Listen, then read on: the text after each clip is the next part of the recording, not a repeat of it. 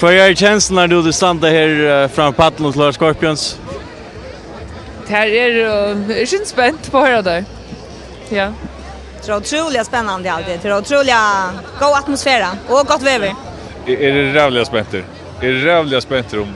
Går det inte där för att spela? Mitt annat. Eisen kostar er live.